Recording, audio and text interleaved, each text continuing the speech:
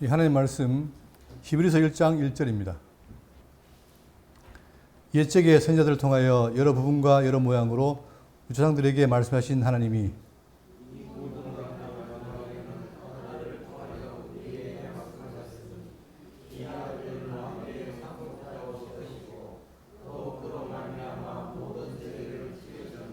다 같이요. 이는 하나님의 영광의 형체시요 그 본체의 형상이시라. 그 능력의 말씀으로 만물을 붙드시며 죄를 정결하게 하는 일을 하시고 높은 곳에 계신 지극히 크신 이의 우편에 앉으셨느니라. 아멘. 이 한국교회 역사상 굉장히 힘든 일이 있었는데, 그때가 언제냐면 일제시대에 일본이 신사참배를 강요했습니다. 그럴 때에 한쪽에서는 그 말을 듣고 참여자가 있는가 하면 한쪽에서는 극구 반대를 하고 참여를 반대한 자리에 있었죠. 그래서 생겨난 게 뭡니까? 바로 고신의 교단이 생겨났습니다. 자, 그만큼 우리가 평탄할 때는 모르지만 어려움이 있을 때는 그런 시험이 옵니다. 내가 이 믿음을 지켜야 되는가 말아야 되는가 했을 때에 믿음이 강한 자들은 이 분명히 믿음을 지킬 것이고, 그러나 그렇지 않은 자들은 쉽게 넘어집니다. 이것이 늘 있는 일이죠. 마찬가지로 오늘 우리가 함께 살필 히브리서는 바로 뭐냐면 히브리인들에게 드리는 편지입니다. 그 중에서도 히브리인 가운데에 유대교가 아니라 기독교를 믿는 히브리인들입니다. 그들에게 지금 어떤 일이 있었는가, 그리고 왜 이게 편지가 필요한가를 우리가 살필 텐데, 우선 오늘은 서론적으로 그의 배경과 여러 가지를 살핀 다음에 본문 들어가겠습니다. 먼저 이 히브리서의 저자는 누구냐면, 저자가 분명치 않아요. 어떤 사람은 바울, 어떤 사람은 바나바, 아볼로 등등 이렇게 있지만, 문제는 뭐냐면 확실한 증거가 없다는 사실입니다. 그러면 수신자는 누구냐? 수신자는 주로 유대인 기독교들로 이제 추정되는데, 이들은 구약의 제사 제도와 율법에 대한 준수, 향수, 그리고 혹은 박해로 인해 다시 유대교로 돌아가고자 하는 유혹을 받는 자들도 있습니다. 이들에게 지금 편지를 보낸 겁니다. 그런 이유가 바로 뭐냐면 너희들이 갖고 있는 믿음을 떠나지 말라는 거죠. 왜? 그것이 진짜니까. 자, 그걸 말하고 있는데, 그 기록 연대는 언제냐면은, 이 기록 연대는 대부분 학자들이 주 60년에서 70년 사이로 보고 있습니다. 즉 그때 핍박이 많았던, 특히 로마 황제의 핍박이 많았는데, 왜 이렇게 보냐면은 주 70년에 예루살렘이 멸망했죠. 성전이. 그러다 보니까 아직 제사가 드리고 있었기 때문에 이전으로 봅니다. 그래서 보통은 6, 70년 정도를 보고 있고, 그 다음에 그 이유는 바로 뭐냐면 성전 제사가 여전히 진행되고 있다는 사실을 확인할 수 있죠. 그래서 대부분 일부 학자들이 8, 90년 보지만, 그러나 이들은 소수이기 때문에 뒤로 하고 우리는 6, 70년으로 보면 되겠습니다. 그러면 어떤 배경이 있었는가, 이게 중요한데, 자, 지금 어떤 상황이냐, 이를 보시면 역사적으로 박해와 고난이 있습니다. 자, 당시 초대교회는 로마 지역의 박해가 심했죠. 그러다 보니까 특히 네로 황제 시기에, 이때 바울도 순교를 했는데 이 시기에 기독교의 박해가 너무 심했습니다. 자, 유대인 그리스도인들은 로마 정부로부터의 박해뿐 아니라 특히 자기 동족인 유대인으로부터, 유대교를 믿는 자들로부터 박해를 받았죠. 그러니까 이중고가 있습니다. 자, 제국으로부터 박해가 있고 또 유대인들로부터 박해가 있고, 그러니까 굉장히 어려움 속에 있습니다. 자, 그럴 때 이제 뭐가 있냐면 바로 유대교로의 회귀의 유혹이 있습니다. 그렇죠. 너희들이 지금 받는 이유가 바로 뭐냐? 이 기독교를 믿기 때문에 핍박이 있다. 그러니까 돌아와라. 어디로? 유대교로. 그죠? 그 유혹이 컸죠. 이럴 때에, 자, 분명히 자기 믿음을 갖고 있는 사람들은 굳게 서겠지만, 그러나 왔다 갔다 하는 사람들, 믿음 약한 사람들은 뭡니까? 혼란한단 말입니다. 자, 또한 이런 시기에 고난 속에서 교회는 뭐냐? 이 히브리인들의 교회는 지속적으로 고난과 박해 속에 있다 보니까 굉장히 힘들고 퇴보하는 모습을 보였습니다. 이만큼 교회가 정체성이 흔들리는 그런 시기에 있었다는 얘기죠. 자, 그럴 때에 지금 이 편지를 쓰게 됐는데, 여기를 보시면 지금 이 당시에, 로마 제국 당시에 유대교와 기독교였죠. 같지 않습니다. 유대교는 전통이고 기독교는 뭐냐? 예수를 믿는 종교지요. 그러다 보니까 이 두 유대인 가운데에 유대교와 기독교가 있는데, 그 중에서 자, 차이는 뭐냐면 지금 로마 제국 내에서 이 유대교는 공인된 종교예요. 다 인정받은 종교입니다. 그러나 이 기독교는 뭐냐? 불법 종교로 낙인 찍혔습니다. 자, 그리고 특히 이 유대교는 역사적이기 때문에 그들로 하여금 인정을 받았지만, 그러나 이 기독교는 뭐냐? 신흥 종교로 간주되어서 전통과 역사가 부족해요. 그러다 보니까 신흥 종교가 말이 많잖아요. 기독교가 지금 신흥 종교란 말입니다. 그 핍박을 받는 거죠. 또 둘 다 황제 중비를 반대했습니다. 그러나 로마의 인식은 바로 뭐냐면, 로마인들은 자, 조상의 전통과 신앙으로 이 유대교는 존중했지만, 그러나 이 기독교는 뭐냐? 미신과 무신, 사회 질서의 교란자로 인식했습니다. 그러니까 이 두, 우리가 볼 때는 비슷한 것 같지만 그러나 큰 차이가 있어요. 로마인들이 볼 때는 이만큼 차이가 있죠. 그러다 보니까 이 유대교에 대해서는 뭐냐, 로마에서 특권을 줬습니다. 특권, 특정 세금을 면제한다든가 병력 면제, 또는 안식일 준수를 허용했던 등 이렇게 해서 유대교를 인정했는데 반대로 이 기독교는 특권이 없어요. 그러다 보니까 오히려 박해의 대상이 됐습니다. 자, 사회적인 태도도 특정 지역에 집중되어 있고 비교적 배타적이거나 사회에 큰 위협이 안 됐는데 기독교는 뭐냐, 계층을 하지 않고 빠르게 확산돼 버리나 가지고 로마 사회의 통합 저해자로, 통합을 저해하는 것으로 인식이 됐어요. 자, 그러다 보니까 자, 어떤 일이 벌어졌냐면 이 박해가 심해집니다.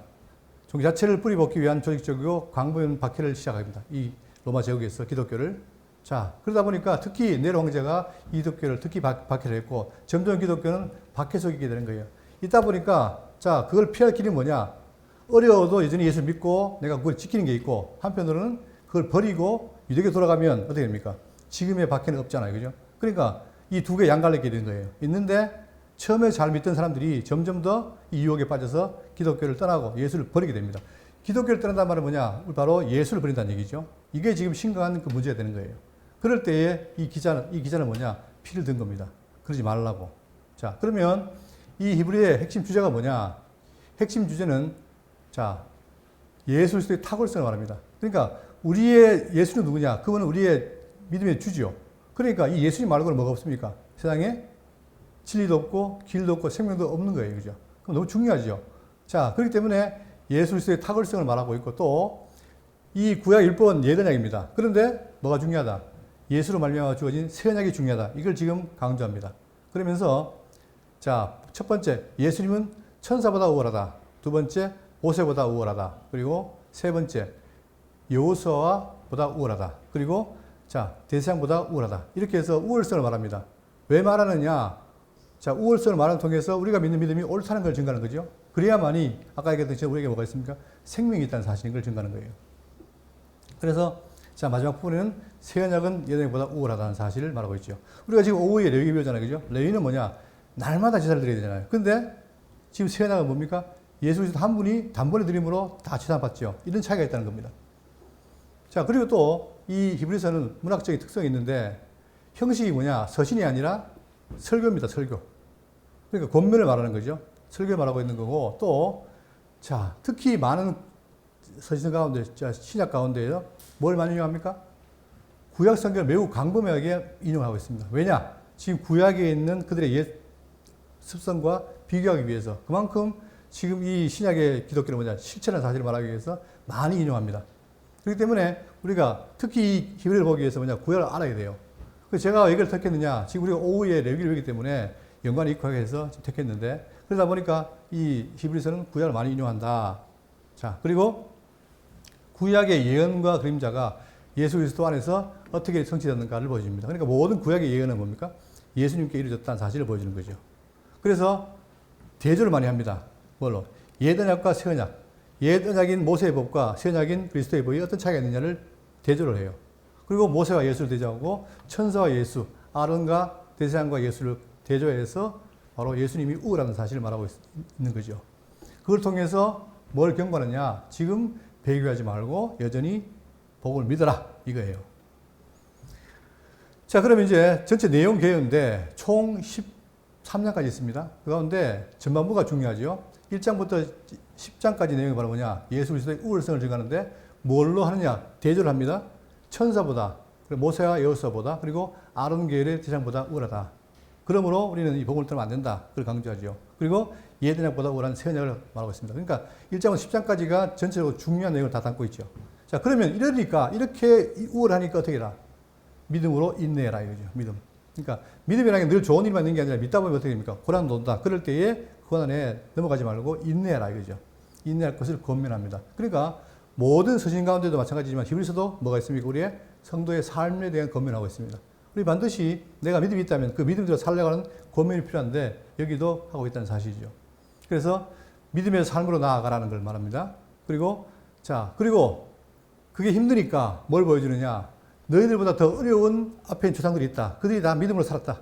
다들 어려움을 겪고 특히 살해 위협도 받고 그렇게 했으나 그들 믿음을 지켰다. 그렇기 때문에 너희들도 지켜라. 검열하는 거죠. 그리고 반드시 믿음의 주여 언덕에서 예수를 바라보라. 예수에 대한 본받을 것을 검열하고 있습니다.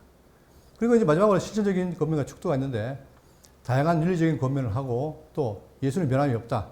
는 얘기를 지금 하면서 권면과 문안 그리고 축도로 마칩니다. 이게 지금 히브리 전체적인 내용이죠. 자, 그러면 그걸 요약하면 어떻게 되냐? 한 8가지 되는데 첫 번째, 그리스도의 신분이 우월하다. 자, 모세보다도 천사보다도 아론보다도 예수님이 우월하다는 거예요. 왜? 그분은 하나님의 아들이기 때문에. 그리고 그분은 완전하고 영원한 우리 대제사장이신 예수다. 그리고 속죄사역이 우월하기 때문에 늘 드리는 것이 아니라 단번으로 끝냈다. 그렇기 때문에 예수를 배교하는 것은 굉장히 우리에게는 생명을 잃어버리기 때문에 주의해라는 거죠. 그러면서 자, 배교를 경고하면서 아울러 믿음에 대한 인내를 권면합니다. 자, 믿음을 지킨다는 것은 쉬운 게 아니라 고난 가운데는 굉장히 힘들고 어렵다. 그러니까 이것을 인내하고 지켜라는 거죠. 그러면서 아까 얘기했던 신앙 선진들의 모범을 말합니다. 많은 구약의 선진들이 어떻게 되냐? 믿음으로 살면서 고난받았다. 심지어 순교도 당했다. 그러나 승리하는 것이다. 그렇기 때문에 그들을 모범 삼아서 살아라. 그리고 성도가 받는 징계의 의의는 반드시 우리에게 좋은 것이다. 그죠? 그렇게 말하고 있습니다. 그러면서 인내하는 신앙인의 합당한 생활을 말하고 있죠. 자, 이 부분을 우리가 깊이 생각해야 되고, 우리가 이제 지금부터 히브리를 배울 때에, 자, 그 내용이 뭔지를 중심으로 봐야 되겠죠. 자, 그리고 내가 본론 들어가서 이제 할 건데, 우리가 여기서 살핀 게 뭐냐면은, 특히 이 히브리에 난제가 있습니다.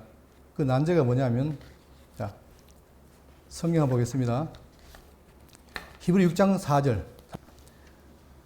자, 한번 빛을 받고 하늘의 은사를 맛보고 성령이 참여받고 하나님의 선한 말씀과 내세의 능력을 맛보고도 타락한 자들은 다시 새롭게 하여 회개할 수 없나니. 자, 이 부분이 뭡니까? 우리가 지금 알고 있는 기독교 예정론과 또 칼빈이 말하고 있는 성도의 견인, 한번 구원은 영원한 구원이다. 이 말을 반대하는 것 같잖아요. 그죠? 이분이 난제예요. 또 하나 더 있습니다. 10장 26절.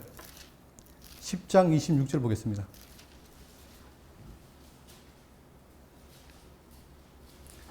우리가 진리 아는 지식을 받은 후 짐짓 죄를 범한 즉 다시 속하는 축제한 자가 없고 오직 무서운 마음으로 심판을 기다리는 것과 대적하는 자를 태울 만한 명예는 불이 있으리라. 자, 믿다가 어떻게 됩니까? 진리를 받았어요. 그런데 또 죄를 저버합니다. 그럴 때 어떻게 되냐? 이 말인데 마치 이것은 기독교 진리가 말하는 것처럼 예정론과 우리의 견인교리를 깨는 것처럼 보이잖아요. 이런 부분들이 이제 우리가 풀어야 될 문제인데 많은 사람들이 이것 때문에 기독교 예정론이라든가 칼빈 견인교리를 반대해요. 그러나 이것은 그 반대하는 게 아니라 여러분 여기 보시면 한번 빛을 봤죠. 그죠? 그 말은 뭐냐? 믿은 게 아니에요. 믿은 게 아니라 빛을 보고 즉 진리를 맛봤는데 어떻게 했단 말입니까? 버린다는 얘기예요. 우리가 마태복음 같은 게 뭐가 있습니까? 씨 뿌린 비유가 있죠. 씨 뿌린 비유에 말할 때 옥소가 있고 그다음에 돌짝밭, 가시밭, 길가 있잖아요. 그럴 때 이 네 부류가 사람들이 뭐냐? 다 뭘 합니까? 진리를 듣지요. 근데 누구만 믿음을 더해요? 믿음만.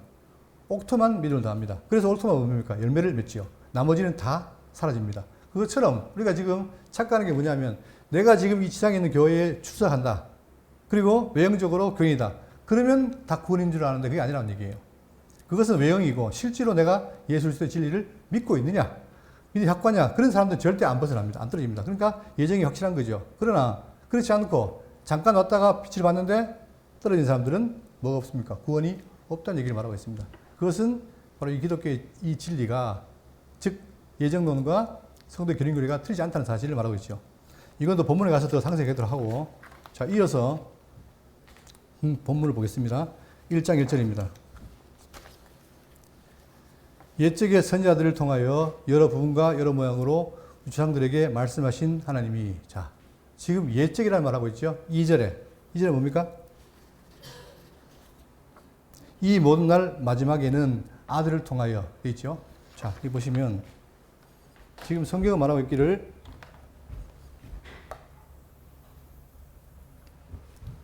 예수님 오신 이후 의를 봤을 때 2절을 뭐랍니까? 옛적에 그리고 그 다음에는 뭐예요?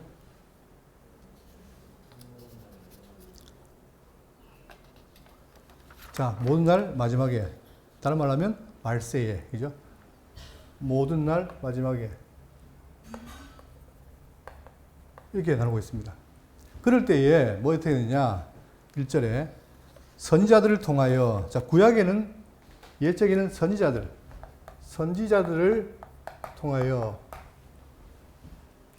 여러 부분과 여러 모양으로 우리 주장들에게 말씀하신 하나님이. 자, 한마디로 말하면 옛적에 구약에 선지자를 통해서 누가요? 하나님께서 어떻게 했다? 이들에게 말씀했죠. 말씀하셨는데 이것이 뭐다? 여러 부분과 모양으로. 다양한 방법으로 했다는 얘기예요. 그러면 우리가 지금 우리가 성경을 배우고 있지만 구약에서 여러 부분과 모양이라는 게 뭘까? 대표적으로 많이 있지만 전체 다지만 창세기부터 말라기까지 다지만 그러나 우리가 좀 뽑아온다면 첫 번째 창세기 3장 14절입니다. 여호와 하나님이 뱀에게 이르시되 네가 이렇게 하였으니 네가 모든 가축과 들에 보는 짐승보다 더욱 저주를 받아 배로 다니고 살아있는 동안 흙을 먹을지니라. 사단에게 저주를 하는 겁니다. 그러면서 내가 너로 여자와 원수가 되게 하고 또 내 후손도 여자 후손과 원수가 되게 하리니 여자 후손은 네 머리를 상하게 할 것이요 너는 그의 발꿈치를 상하게 할 것이니라. 여기에 누가 나옵니까? 창세기 3장 15절에 뭐가 나오죠? 여자의 후손이 나와요. 다 남자의 후손인데 유독 여기서 여자의 후손을 말하고 있습니다. 이게 누굴까요? 이게 이제 그림자인 거예요. 이게 지금 부분적으로 말하는 건데 아직까지는 비밀입니다. 자, 그리고 시편 2편 6절에 내가 나의 왕을 내 거룩한 산 시온에 세웠다 하시리로다. 내가 여호와의 명령을 전하노라. 여호와께서 내게 이르시되 너는 내 아들이라. 오늘 내가 너를 낳았도다. 내게 구하라. 내가 이방 나라를 내 유업으로 주리니 네 소유가 땅끝까지 이르리로다. 네가 철장으로 그들을 깨뜨리며 질그릇같이 부수리다 하시도다. 자, 이것도 시편의 예언인데 내가 내 왕을 세웠다는 거예요. 시온산에. 그러면서 명을 전하기를 너는 내 아들이라 했단 말입니다. 학자들이 이걸 누구를 합니까? 보통 다윗을 보죠.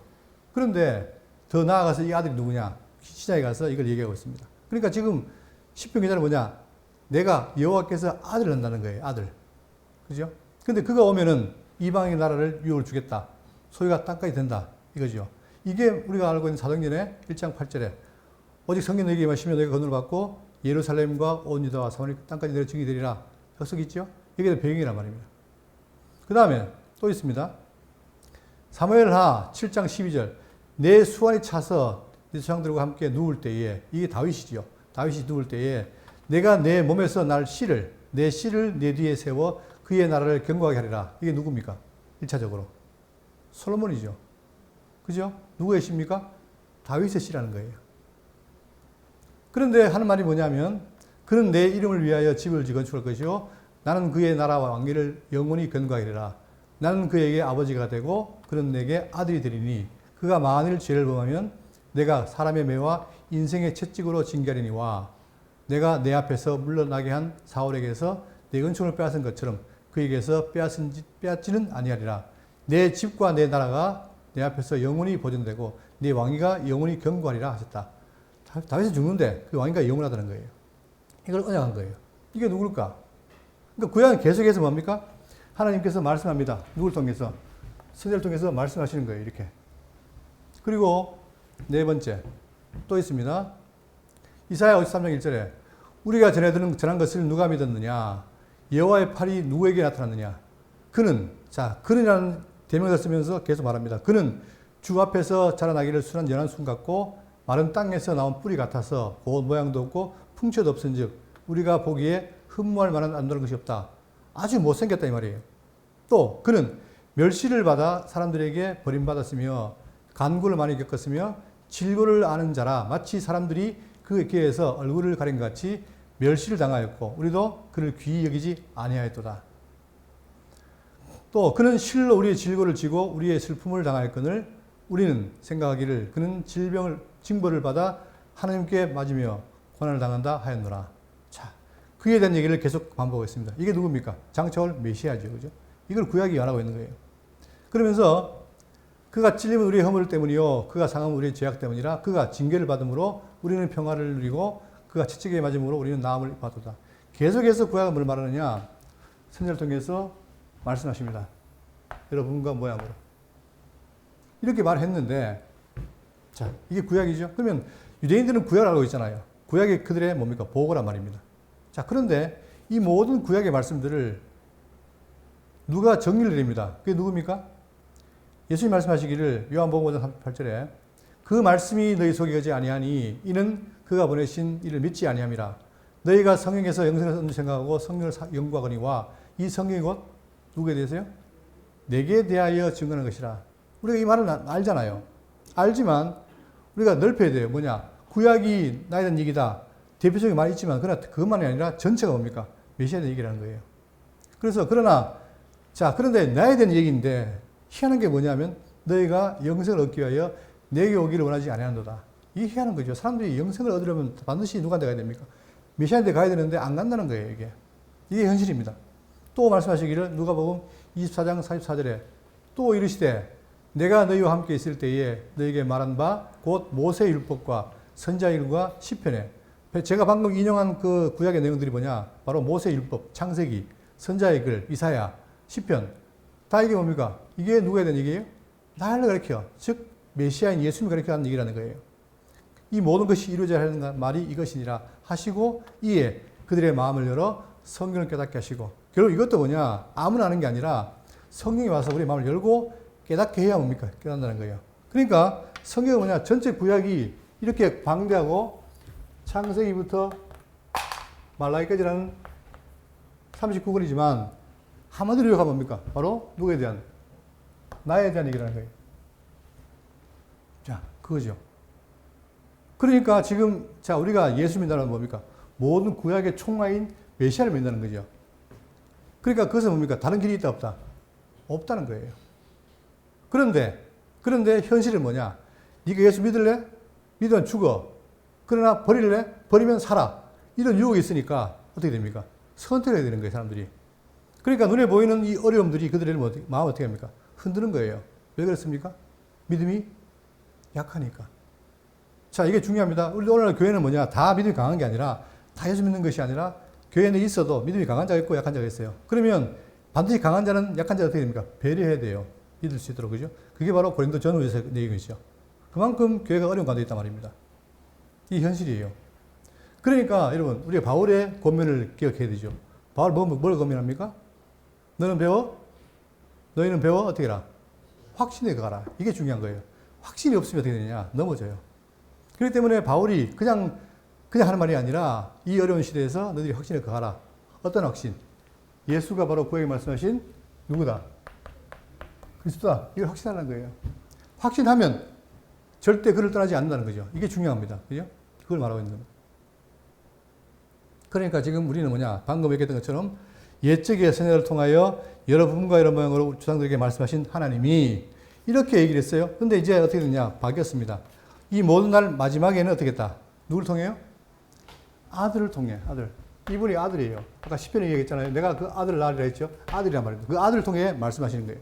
뭘 말씀하십니까? 하나님의 말씀을. 그죠? 자, 그러면 잠시 여기 1절과 2절을 비교하면 이 표를 보겠습니다. 1절과 2절을 비교하겠습니다. 자, 1절은 옛 계시 구약입니다. 2절은 새 계시 시작입니다. 이 두 개 달라요. 어떻게 다르냐? 주체는 하나님이에요. 다 하나님의 말씀입니다. 말씀인데 대상은 바로 뭐냐? 구약에는 바로 선조들입니다. 그러나 신약은 우리 성도들인 거예요. 그러니까 차이는 뭐냐?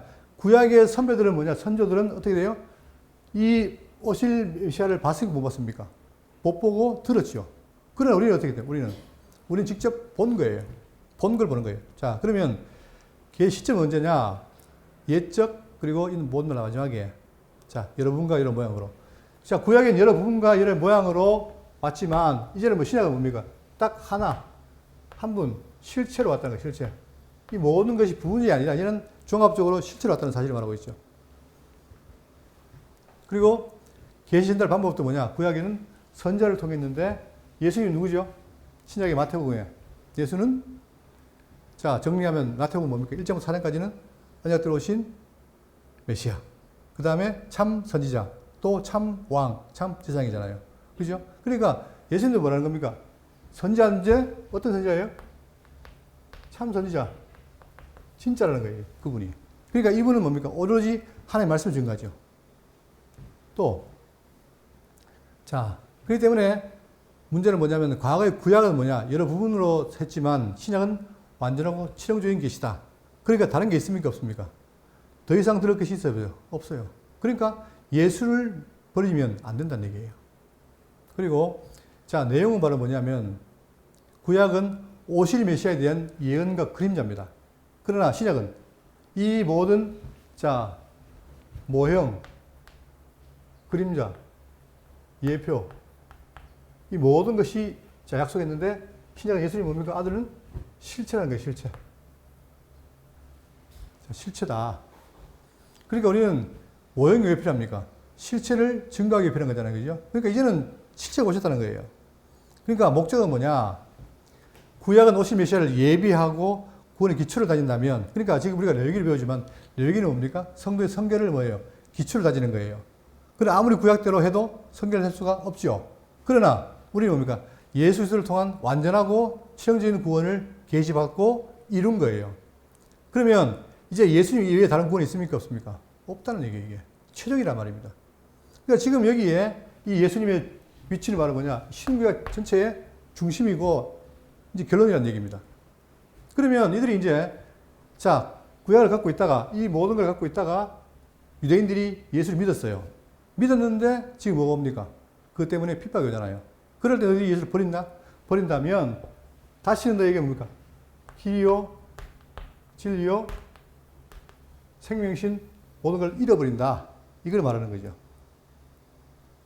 그냥 어쩌다 예수를 버리는 게 끝나는 게 아니라 뭘 버려요? 우리에게 주어진 생명을 버리는 거예요, 여러분. 근데 사람들은 그렇게 깊이 생각 안 하죠.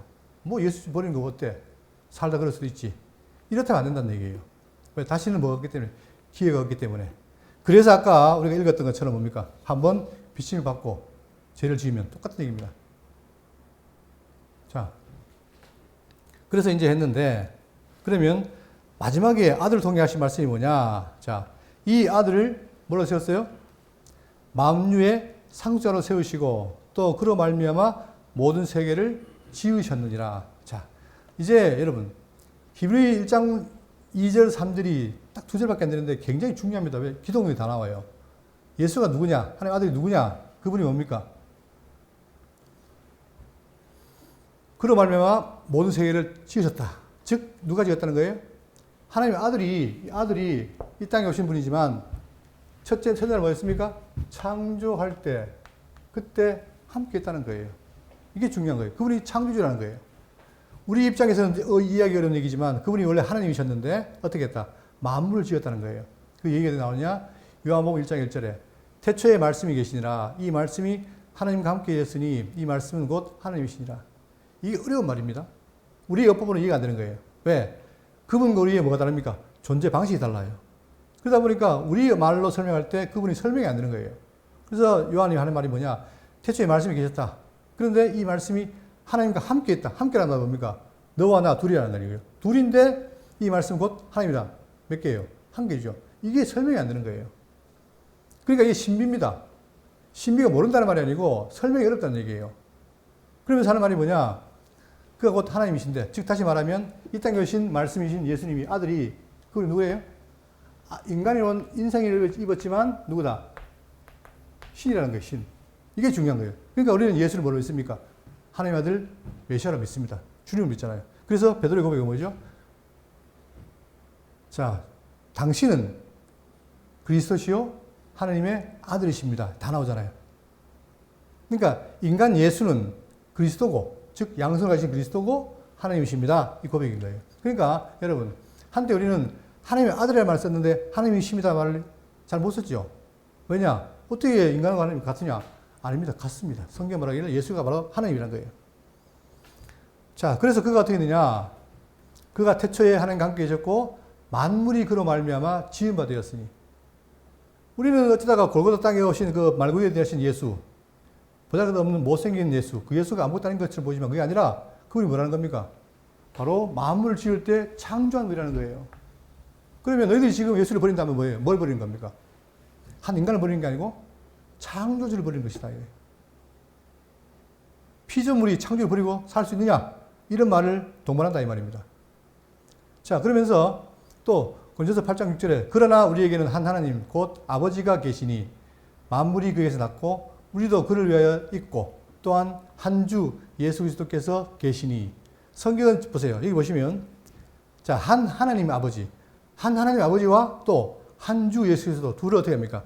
동등히 놓습니다. 이게 삼위일체잖아요. 동등하다는 거예요. 그러니까 한 아버지, 한 하나님 곧 아버지와 그 다음에 한 주 예수 그리스도께서 계시니 바로 만물이 그로 말미암고 우리도 그로 말미암았느니라. 그러니까 내가 누구다?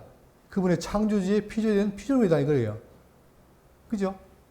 또 골로새 1장 16절에 만물이 그에게서 창조되되 하늘과 땅에서 보이는 것들과 보이지 않는 것들과. 자, 지금 우리는 이 보이는 세계에 살잖아요. 근데 보이지 않는 세계의 모든 것도 어떻게 했다? 그분이 다 지었다는 거예요. 혹은 왕권들이나 주권들이나 통치자들이나 권세들이나 만물이 다 그로 말미암아 그를 위하여 창조되었고. 그러니 지금 이 아들은 그렇게 허락한 분이 아니라 창조주시다. 이걸 말하는 겁니다. 이 한 문장만 가지고도 많이 얘기할 수 있겠죠. 이게 기독론입니다, 이게.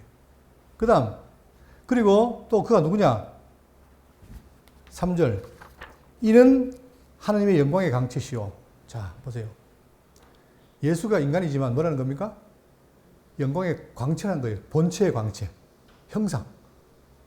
그러니까 눈으로 볼 때는 똑같은 인간이지만 사람이지만 그분이 뭐라는 겁니까? 본체이신 하나님의 형상이라는 거예요. 영광이라는 거예요.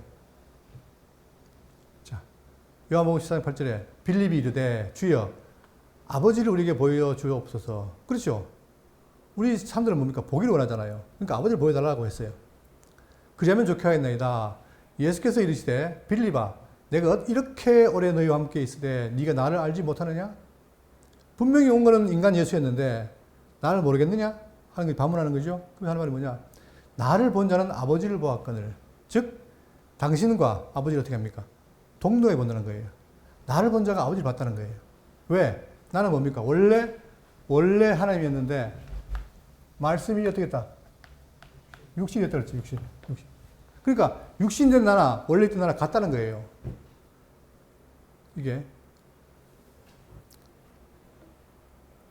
그러면서 내가 아버지 안에 있고 그하고 아버지는 내 안에 계신 것을 너희가 믿지 아니하느냐.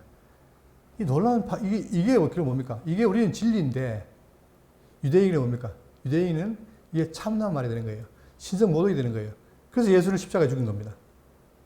그러니까 진리가 핍박받는 거죠.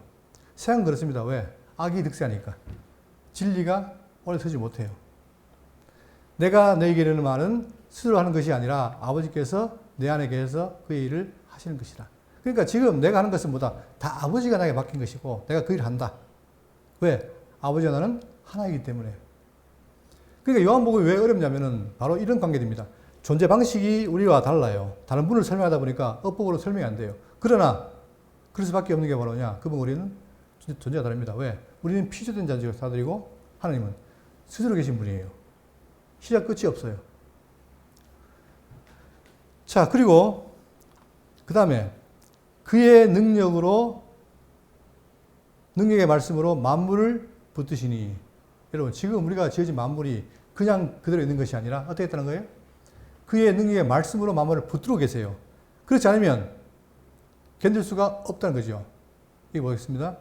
요한복음 1장 3절에 만물이 그로 말미암아 지은 바 되었으니 지은 것이 하나도 그가 없이 된 것이 없느니라. 모든 게 주님이 지었는데 끝나는 게 아니라 자 골로새 1장 16절에 만물이 그에서 창조되되 하늘과 땅에서 보이는 것들과 보이지 않는 것들과 혹은 왕권들이나 주권들이나 통치자들이나 권세들이나 만물이 다 그로 말미암아 그를 위해 창조되었고 또한 그가 만물보다 먼저 계시고. 자, 중요합니다. 원래 오신 이 예수님이 뭐냐? 원래 그분의 존재는 뭡니까? 만물보다 먼저 계세요. 즉 그걸 뭐라죠?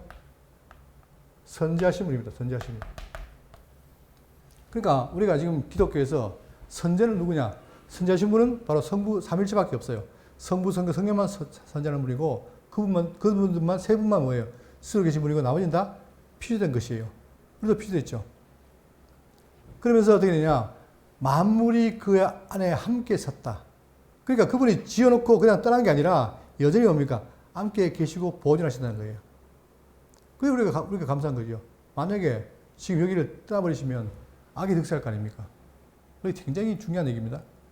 그리고 또한 그분이 뭘 했느냐. 자, 죄를 정결하게 하는 일을 하시고, 이게 더 중요하죠. 그분이 하신 일이 바로 뭐냐면 죄를 정결케 하는 겁니다.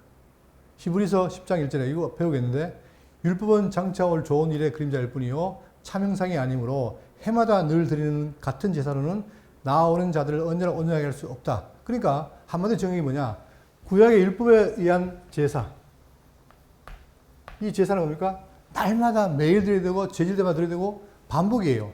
그런데 이걸로 어떻게 됩니까? 온전히 할 수 있다 없다? 없다는 거예요.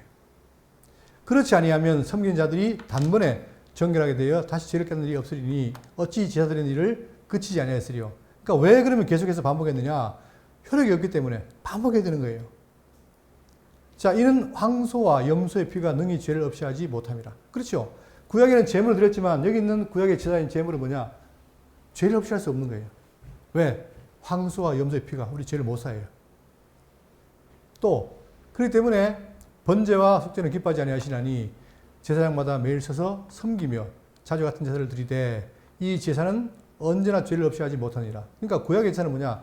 장차 메시아가 와서 우리를 제사할 것을 대한 모형이었지 실제가 아니라 말입니다. 그러니까 구약은 아무리 해도 죄를 살 수가 없어요.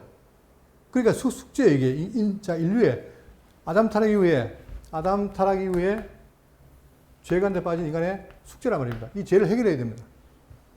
이 죄를 해결하려고 예수님 하나님께서 구약의 모형을 보여준 거예요. 근데 이 모형은 말 그대로 모형이기 때문에 아무리 해도 죄할 수가 없어요. 자, 그러니까 어떻게 되느냐? 이제 물어보냅니까? 자, 12절. 오직 그리스도는 죄를 위하여 한 영원한 제사를 드리시고, 보세요. 그분은 반복적인 제사가 아니고 뭡니까? 한 번에 영원한 제사를 드리시고. 그러니까 예수님이 이 땅에 오셔가지고 죽으신 십자가 이 죽음은 뭐냐? 단순한 죽음이 아니라 하나님의 아들이 와서 죽으신 죽음이고 영원한 속죄 제사란 말입니다. 그러니까 그 죽음은 엄청난 효과가 있는 거예요. 여러분같이 우리 모든 죄를 다 사하신 거예요. 그래서 자, 한 영원한 제사를 드리시고 하나님 우편에 앉으사 이것들을 사하셨은즉 다시 죄를 위하여 제사 드릴 것이 있다 없다? 없다는 거예요. 그러니까 이유는 뭡니까? 이유는 제사를 드리는 것이 아니라 그 드린 제사를 어떻게 하면 우리가 믿는 거예요. 믿음. 그죠? 그러니까 우리가 지금 예수를 믿는다는 것은 너무 중요한 건데 지금 이 히브리 사람들이 뭐냐? 핍박을 받으니까 이 놀라운 예수의 속죄 사역을 버리고 떠나려고 하는 겁니다. 그러면 우선 핍박을 피할 수는 있겠으나 그러나 이런 보세요. 육체가 고난 핍박이 더 무서운 겁니까? 나중에 우리가 영원히 죽는 게 위험한 겁니까? 당연히 영원히 죽는 거 아니에요. 근데 사람들의 가치는 뭐예요? 영원히 죽는 거는 생각도 안 해요. 왜? 앞으로 안 봤으니까. 그러나 현실이 힘드니까 그걸 피하려고 버리는 거예요.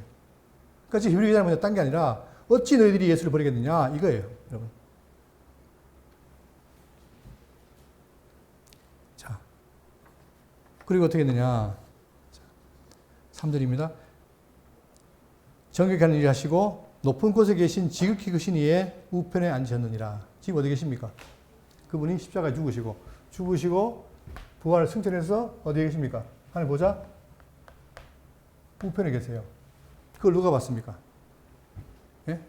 순교당한 스데반이 봤잖아요. 죽어서 자기가 고난받아 죽을 때 그걸 본 거예요. 찬양하잖아요. 그것처럼 지금 그분이 우자에 계십니다. 언제까지? 살의 때가 끝날 때까지. 그래서 다 되면 어떻게 됩니까? 나중에 재림하시죠. 이게 소망이 우리 소망이잖아요. 자, 그러니까 이만큼 우리가 믿는 메시아는 구약에 있는 모든 그림자들과는 비교가 된다, 안 된다? 안 된다. 근데 너희들이 이 원래 실체인 아들을 버리고 다시 모형. 여러분, 벤츠인데 애기들은 뭡니까? 모형 벤츠에서도 좋아하잖아요. 모형 벤츠. 장난감. 예? 근데 어른들이, 야, 벤츠, 물론 어른도 뭐 장난감 모으는 사람 있지만, 그러나 어른이 돼가지고 직접 벤츠를 모는 게 아니라 내가 이게 좋아라고 다닌다면 얼마나 우습습니까? 똑같은 거예요. 지금 우리가 뭐예요? 실제의 메시아를 만났는데 또 그림자로 가겠다? 모형으로 가겠다? 이게 안 된다는 거죠, 이게. 자, 그럼 높이 계신 위엄에 우편 앉은 분은 어떻게 되느냐? 여기 보세요. 10편 110편 1절에 여호와께서 내 주에게 말씀하시기를. 자, 그러니까 구약에도 보세요. 이 예언도 구약의 모든 선자들이 하시는 그 말씀 가운데 메시아가 오실 것, 죽으실 것, 부활할 것, 승천할 것, 우주할 것, 다시 오실 것, 다 얘기되어 있어요. 그러니까 이 구약의 모든 예언은 뭐냐? 초림부터 재림까지, 재림에서 승리할 때까지 모든 게 다 어떻게 됐다? 다 예언된 거예요. 그러면 예수님 사랑은 뭡니까? 구약에 예언된 대로 사신 거예요. 그죠? 그러니까 지금 여기 우자한 것도 뭡니까? 이것도 우연히 한 것이 아니라 구약 10편 기자가 110편 1절에 여호와께서 내 주에게 말씀하시기를 내가 내 원수들로 네 발판이 되게까지 어떻게 했다? 너는 내 오른쪽에 앉아 있으라 하셨도다. 이게 구약의 언약이에요. 그리고 이 하나하나가 여러분 구약에 예언된 대로 이루어진 사실은 우리에게 정말 놀라운 믿음의 근거가 되는 거죠. 이 힘이 되는 것이고. 그러니까 지금 우리 그분은 진 것이 아니라 승리하고 어디 계십니까? 여기 계세요. 우자에 계세요. 그리고 하나님 보좌 우편에서 우리 위해서 기도하시고. 그죠? 때가 되면 다시 오십니다. 그래서 기독교 말하고 있는 예수님은 어마어마한 분이에요, 여러분. 그냥 단순한 분이 아니란 말이에요. 자, 또 빌립보 2장 9절에 이름으로 하나님이 그를 지극히 높여 모든 이름 위에 뛰어난 이름을 주사. 또 히브리 8장 1절에 지금 우리가 하는 말의 요점은 이러한 대장이 우리에게 있는 것이라는 것이라. 그는 하늘에서 지극히 크신 이의 보좌 우편에 앉으셨느니라.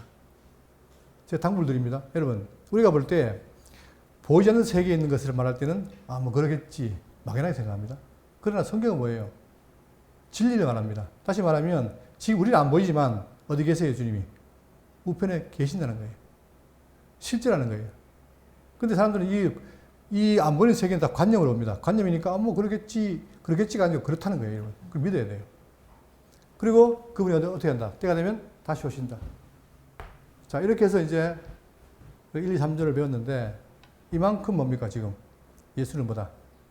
우리가 믿고 있는 예수님은 막연한 분이 아니라 하나님의 아들이시고 놀라운 분이다. 그러니 그를 믿어야 됩니까? 버려야 됩니까? 예. 여러분의 믿음에 근거 되시기 바랍니다. 이런 분이 우리가 지금 믿고 있는 분이. 그러니까 아까 처음에 얘기했지만 자, 진짜 참배에 대한 있을 때에 누가 이겼느냐? 바로 이 예수를 믿은 자는 이겼어요. 이겼다는 말은 핍박이 없다는 말이 아니고 핍박을 받았어요. 그러나 지켜냈어요. 그죠?